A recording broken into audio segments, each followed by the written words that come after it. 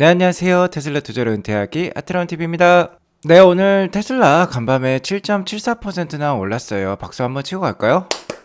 자, 오랜만에 급등을 하면서요. 뭔가 추세 반전에, 완연한 추세 반전의 모습을 보여주고 있는 것 같아요. 자, 테슬라 현재 가장 매력적인 기술주라고 할 수 있을 것 같습니다. 그 이유에 대해서 말씀을 드리도록 하겠고요. 곧 4분기 실적 발표가 있죠. 쟁점은 무엇일까요? 알아보도록 하겠고요. 개인 투자자들의 찐 테슬라 사랑도 알아보도록 하겠습니다. 오늘 나스닥이 2% 이상 오르면서 11,364로 마감을 했는데 오늘 좀 기념비적인 날인 것 같아요. 그 이유에 대해서도 좀 이따 말씀을 드리도록 하겠고요. 나스닥이 2% 급등하면서 S&P 500이 4,000포인트를 넘어섰습니다. 좋은 신호인 것 같아요. 최근 나스닥이 다우지수 대비 좋은 모습을 보여주고 있는데요. 뭔가 대세가 그리고 주도주가 바뀌는 듯한 흐름이 나오고 있습니다. 좀 이따 자세히 더 알아보도록 하겠고요.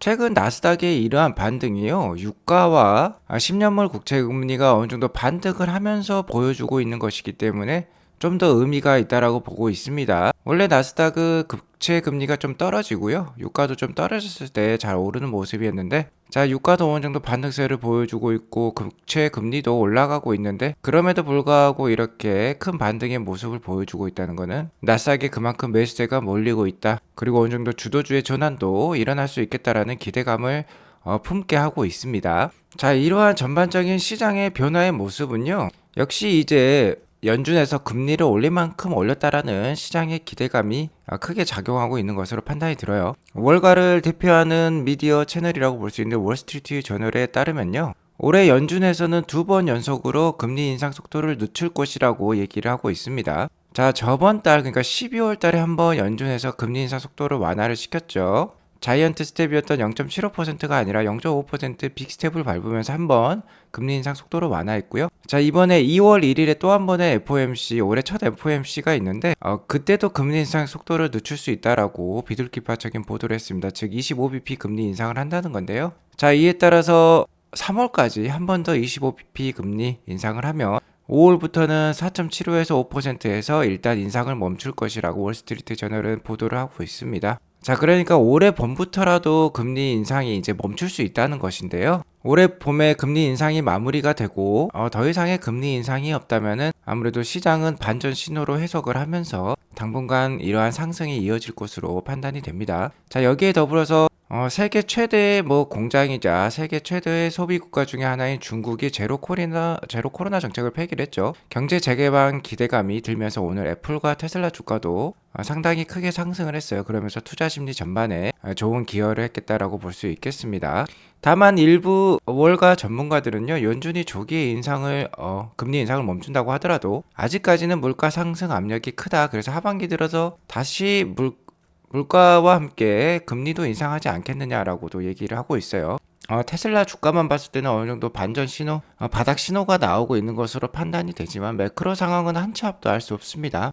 그렇기 때문에 최대한 보수적인 투자, 적립식 투자, 적금식 투자 그런 식으로 이어나가시면 좋을 것 같습니다. 자, 아무튼 나스닥의 일봉 차트를 보면 오늘 아주 좋은 복이 나오면서 좋은 신호가 나왔습니다. 제가 말씀을 드렸던 1500에서 11230의 박스권도 강력한 장대 양봉으로 뚫어냈고요. 거기에 더불어서 121선마저 장대 양봉으로 뚫어낸 모습이에요. 굉장히 좋은 복이 나왔기 때문에 추가적인 반등도 기대해 볼 수 있는 자리다라고도 볼 수 있을 것 같고요. 자, 오늘은 애플과 테슬라가 크게 어느 정도 반등을 보여주면서 나스닥 지수를 크게 이끌었고 엔비디아도 7% 이상 오르면서 최근 강력한 주도주의 모습을 보여주고 있어요. 자, 이렇게 경기에 민감한 업종들이 잘 오르면서 오늘 전반적으로 강세장을 연출했고 최근에 컨슈머 디펜시브라든지 헬스케어라든지 경기 방어주는 좀 약한 모습입니다. 특히 한 달간의 흐름으로 봤을 때요. 이러한 모습은 더욱더 두드러진다라고 볼 수 있을 것 같아요. 최근 한 달간의 주도주는 반도체를 꼽을 수 있겠습니다. 자, 엔비디아가 최근 한 달간 19% 상승했고 인텔도 14%, 퀄컴도 16% 이상 오르고 있어요. AMD도 17%나 올랐습니다. 자, 그리고 이렇게 기역자 모양으로 기술주가 위치해 있다라고 했는데 기술주 대부분이 지금 밝은 초록색을 보여주고 있습니다. 반면에 헬스케어라든지 컨슈머 디펜시브라든지 빨간색 영역을 대체적으로 띄고 있는데요. 상당히 상반된 모습이라고 볼 수 있겠어요. 주가가 상당히 약했을 때는 컨슈머 디펜시브나 헬스케어가 상당히 선방하고 좋았습니다. 주가가. 최근 한 달간 반전된 모습을 보여주고 있다. 경기에 민감한 주식들이 좀 더 잘 오르고 있다는 건 우리가 유념하며 투자할 필요가 있겠고요. 이제 뭔가 제대로 된 밸류에이션을 찾아가고 있는 흐름인 것 같습니다. 자, 한 달 전만 하더라도 뭐 코카콜라라든지 월마트와 같이 이런 전통적인 산업의 주식들의 밸류에이션이 뭐 테슬라와 같은 주식의 PER 지수랑 거의 비슷한 모습까지 나왔었어요. 자, 구글 같은 경우는 코카콜라나 뭐 월마트 이런 주식들보다도 PER 지수가 더 낮게 나오기도 했습니다. 자, 이런 거는 뭐 ROE라든지 개별 기업들의 마진율로 봤을 때는 일어나서는 안 된 일이었었던 것 같아요.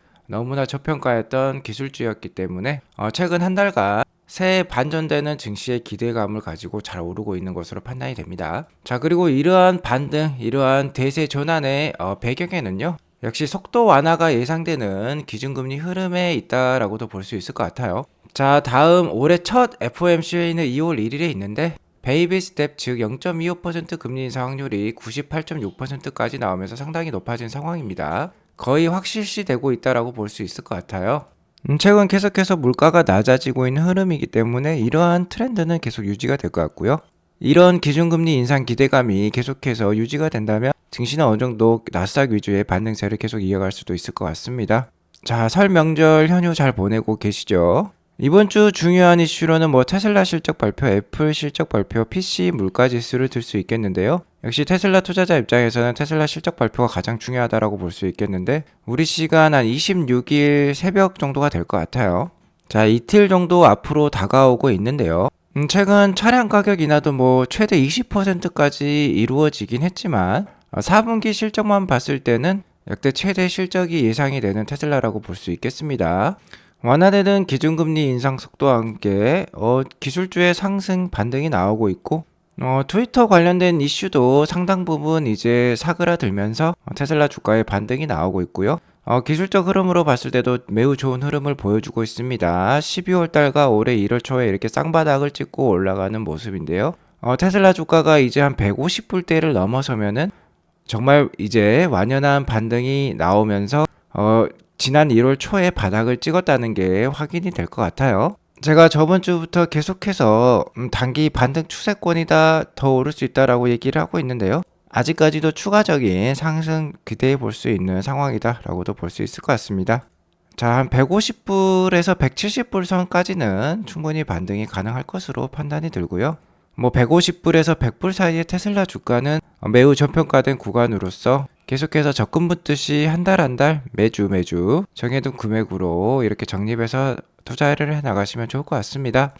테슬라 주가가 작년 한 해 65%나 하락하면서 사상 최악의 해를 기록했습니다. 근데 반면에 기업의 가치는 뭐 65% 이상 성장을 했었죠. 기업 펀더멘털이 성장을 하고 주가가 이렇게 크게 하락하면 최고의 매수 찬스라고 볼 수 있겠는데요. 실제로 2022년에 테슬라만큼 성장한 기업은 없었습니다.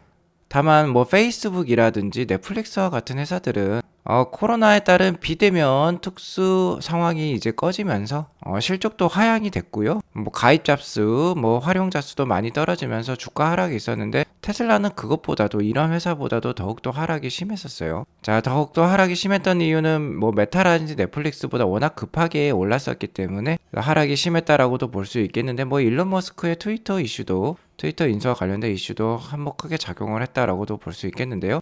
하지만 뭐 테슬라 투자자들은 정말 좀 똑똑한 것 같습니다. 뭐 테슬라 투자자들은 공부도 상당히 많이 하고요. 미래에 대해서도 상당한 긍정적인 마인드를 유지하고 있는 것 같아요. 최근 6개월 동안 팡으로 대표되는 기술주들이죠. 뭐 애플, 메타, 넷플릭스, 아마존, 알파벳, 마이크로소프트, AMD, 엔비디아를 총 포함해서 매입한 사람들의 이 금액을 보면요. 테슬라만 투자한 사람들의 금액이 훨씬 더 높다라고도 볼 수 있겠습니다. 실제로 테슬라 주식 매입은 2022년 말에, 작년 말에 가치가 하락했을 때 2배나 더 증가했다라고 하고요. 지난 5년보다 지난 6개월이 테슬라 주식을 더욱더 많이 매입을 했다라고 합니다. 자, 여기 노란색 선을 보면 테슬라의 주식 매입 액수라고 볼 수 있겠는데요. 개인 투자자들의 주식 매입 액수가 이렇게 급속도로 증가하는 것을 볼 수 있습니다. 6개월 전보다 훨씬 더 증가를 했고, 자, 이 하늘색 선은 테크 바스켓이라고 해서 뭐 애플부터 뭐 엔비디아, AMD까지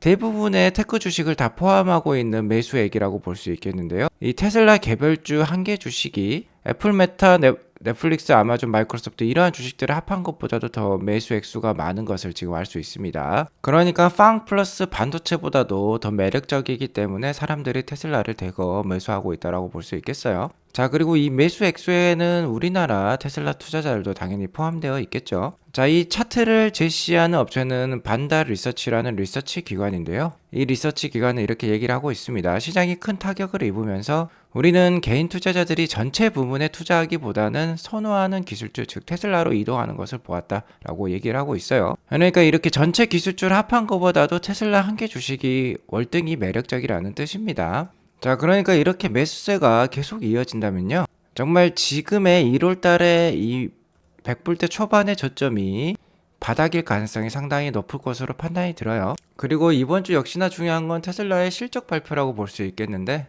일단은 4분기 실적 발표 월가의 예상치는 주당 EPS가 1.12불 정도가 됩니다. 게리 블랙에 따르면 1.16불 정도를 예상을 하고 있는데요. 어쨌든 4분기 40만 대가 넘는 최대 인도량을 달성을 했기 때문에 최대 실적이 나올 것은 자명하다라고 볼 수 있을 것 같고요. 다만 4분기의 인도량이 월가 예상치에는 미진했기 때문에 이번 달 실적이 월가 예상치를 넘길 수 있을지는 아직도 저도 미지수라고는 보고 있습니다. 다만 이번 실적 발표는 올해 첫 실적 발표라고 볼 수 있겠죠. 물론 뭐 작년 4분기 실적 발표이긴 합니다만 올해 첫 실적 발표이기 때문에 2023년 가이드라인을 제시해 줄 거예요. 이 가이드가 매우 중요하다라고 볼 수 있겠습니다. 일론이 계속해서 경고했듯이 2023년에는 경기 침체 상황에 돌입을 할 수 있기 때문에 그렇게 좋은 멘트가 나오지 않을 가능성이 높아요. 워낙 시기가 시기이니만큼 일론 머스크가 직접 출연할 가능성이 높을 것 같은데요. 컨퍼런스 콜이라고 하죠. 일론이 직접 인터뷰하고 대화하는 그런 실적 발표 시간대 좋은 멘트가 나오지 않으면서 단기적으로 주가가 기술적 저항에 부딪힐 수도 있습니다. 최근 100불부터 지금 140불까지 40% 가까이 상승을 했기 때문에 저점 대비 40% 이상 상승을 했기 때문에 기술적 저항이 충분히 나올 수 있는 구간이죠. 그러니까 투자자들 입장에서 우호적인 멘트가 나오지 않는다면 주가가 고꾸라질 수도 있을 것 같은데, 저 개인적으로는 그 50% 상승 얘기만 하지 않았으면 좋겠어요. 자, 올해도 50% 이상 상승을 목표로 하겠다 이런 말이 나오면은 물론 단기적인 주가는 좀 올라갈 수 있겠지만 올해 1년 내내 큰 부담으로 작용을 할 것입니다. 기관들은 이 50% 목표치를 가지고 계속해서 미진했다라고 보도를 하겠죠. 자, 그리고 50% 올해 상승을 한다면 작년에 131만 대를 인도했기 때문에 197만 대를 인도를 해야 돼요. 근데 상당히 높은 수준이라고 볼 수 있겠습니다. 자, 월가에서 예상하는 수치는 한 170에서 180만 대 사이예요. 자, 그렇기 때문에 197만 대까지 하겠다라는 건 충분한 어려움이 있는 수치이기 때문에 50% 상승 얘기만 좀 안 해줬으면 좋겠습니다. 자, 게리 블랙이 판단하고 있는 올해 EPS 전망치는 5불 정도고 월가 예상보다는 높네요. 월가 예상이 4.51불입니다. 자, 그리고 게리 블랙은 이번에 20% 이상 가격 인하를 했기 때문에 190만 대까지도 판매에 범칙하다라고 얘기를 하고 있고, 월스트리트는 185만 대 정도를 제시를 하고 있어요. 아무튼 경험상 자세한 수치는 이렇게 디테일하게 제시를 하지 않는 테슬라였습니다. 그러니까 올해는 한 40% 상승하겠다, 50% 상승하겠다 이렇게 추상적으로 얘기할 가능성이 높아요. 그래서 올해 목표에 대해서는 그렇게 큰 기대를 하지 않는 편이 좋을 것 같습니다. 다만 쉐어 바이백이죠. 올해 3월 달에도 빠르면 3월 달에도 할 수 있다라는 가능성이 제기가 되고 있는데, 자사주 매입과 관련된 부분에 대해서는 좀 정확한 가이드라인을 제시해 주면 좋을 것 같기도 합니다. 그리고 테슬라는 실적 발표하기 전에 테슬라 개인 주주로부터 이렇게 질문 문항을 받는 것으로 유명한데요. 올해 4분기 실적 발표회 때 지금 1등으로 득표수를 기록하고 있는 문항이 있는데요. 역시나 최근의 가격 인하와 관련된 이슈인 것으로 판단이 됩니다. 자, 이 질문에 의하면 최근 가격 인하 이후에 애널리스트들은 테슬라의 자동차 마진이 20% 이하로 떨어지고 ASP라고 하죠. 평균 판매 가격도 약 47,000달러가 될 것이라고 발표했는데, 실제로 가격 인하 후에 평균 판매 가격과 총 마진은 어떻게 되나요? 라고 물어볼 수 있겠죠. 자, 이러한 급속도의 가격 인하는 1월 6일 정도에 발표를 했기 때문에 4분기 실적에는 포함이 안 됩니다. 그러니까 수치상으로는 확인해 보기가 힘들어요. 저는 개인적인 그러니까 개인적인 생각으로는요, 테슬라의 최고 재무 책임자나 일론 머스크가 이런 식으로 얘기를 할 것 같아요. 자, 지속 가능한 발전을 위해서 그리고 전기차 확산을 위해서 테슬라 차량의 가격은 내려가도록 노력을 하겠다. 다만 이러한 가격은 물가 및 시황에 따라서 매우 그 변동성이 심하다라고도 얘기를 할 것 같고요. 뭐 시황에 따라서 결정되는 이슈이기 때문에 향후 나올 실적 발표를 뭐 참고하세요라고도 얘기를 할 수 있겠고요. 다만 이런 얘기는 할 수 있겠죠. 자동차 그로스 마진을 20% 이상은 유지할 것이다. 테슬라는 현재 기가 텍사스라든지 기가 베를린이라든지 추가적인 공장을 효율적으로 운영하고 있기 때문에 자동차 그로스 마진은 20% 이상 유지하도록 노력하겠습니다. 라는 식으로 얘기는 나올 것 같습니다. 아무튼 뭐 정확한 얘기가 나오면 분석을 해드리도록 하겠고요. 그 다음으로 2등부터 4등까지의 문항을 한번 살펴보도록 할게요. 자, 2등과 4등, 2등과 5등의 문항을 보면은 자, 에너지와 관련된 이슈입니다. 첫 번째는 솔라루프고요. 두 번째는 자, ESS, 그 메가팩으로 대표되는 ESS 사업과 관련된 질문인데요. 둘 다 어느 정도의 스케일로 올해 발전할 것이냐라는 것을 묻고 있어요. 작년 3분기 실적, 그러니까 가장 최근에 발표된 실적이죠. 작년 3분기 실적 발표를 보면 이 에너지와 관련된 매출, 에너지 제너레이션 앤 스토리지 매출이 뭐 우리 돈 1조가 좀 넘는 수준이에요. 자동차 매출이 거의 19조 원에 가까운 수준이니까 자동차 매출의 뭐 한 5%밖에 안 된다라고 볼 수 있겠습니다. 전체 매출이 21조라고 하면 에너지와 관련된 매출이 1조 원 정도이기 때문에 5%가 채 안 되는 매출이라고 볼 수 있겠는데 이 두 가지 사업에 대해서 상당히 지금 궁금해하고 있다는 것을 알 수 있고요. 첫 번째로 솔라루프에 대해서 제가 간략히 좀 설명을 해드리자면 올해도 쉽지 않을 것 같습니다. 자, 가정의 에너지를 공급해주는 게 이 솔라루프라고 할 수 있는데 자, 우리나라나 미국이나 도시화가 상당히 진행된 가정들은 이 천연가스를 주요 에너지원으로 사용을 하고 있죠. 난방이라든지. 그런데 이 천연가스 가격이 지난해 8월 고점 대비 지금 69%나 하락해 있는 상황입니다. 현재 가격이 러시아 우크라이나 전쟁이 일어나기 전보다도 못한 가격이에요. 이렇게 많이 떨어졌기 때문에 솔라루프에 대한 관심도 상당히 떨어질 법도 하고요. 올해 경기 침체가 어느 정도 예상이 되면서 집값도 계속해서 하락하고 있는 미국인데 이렇게 집값이 하락하다 보면 솔라루프의 투자 룸도 상당히 적어집니다. 자, 그렇기 때문에 올해도 이 솔라루프 쪽의 매출의 상승은 크게 기대해보기 어려울 수도 있겠다라고도 볼 수 있을 것 같아요. 다만 뭐 바이든 정부에서 IRA, 즉 인플레이션 감축 법안을 도입하면서 친환경 에너지에 대해서 상당히 장려를 하고 있기 때문에 그것이 어떻게 작용할지는 좀 두고 봐야 될 것 같고요. 두 번째는 이 메가팩으로 대표되는 ESS 사업이라고 할 수 있겠죠. 에너지 저장 시스템이라고 볼 수 있겠는데 이 사업의 확장은 참 기대해 볼 만합니다. 올해 일단은 3분기 실적도 이렇게 크게 상승을 보여주었던 이 사업 영역이라고 볼 수 있겠는데요. 자, 올해는 ESS 사업 확장의 원년이 될 것으로 판단이 들어요. 자, 왜냐면 랩스로프라는 이 메가팩을 생산하는 테슬라 전용 공장이죠. 이 메가팩토리가 크게 지금 캐파를 증설을 했기 때문입니다. 여태까지 수요는 상당히 많았어요. 전 글로벌적으로 이 메가팩에 대한 수요가 상당을 했는데 수요량이 따라가지 못한 상황이었는데 이거를 상당 부분 늘렸습니다. 연간 캐파가 이 메가팩을 10,000개 정도 만들 수 있을 정도로 지금 늘어났어요. 자, 메가팩은 이 한 대당 200만 불, 즉 우리 돈 24억 원에 해당하는 비싼 그런 설비라고 볼 수 있겠는데요.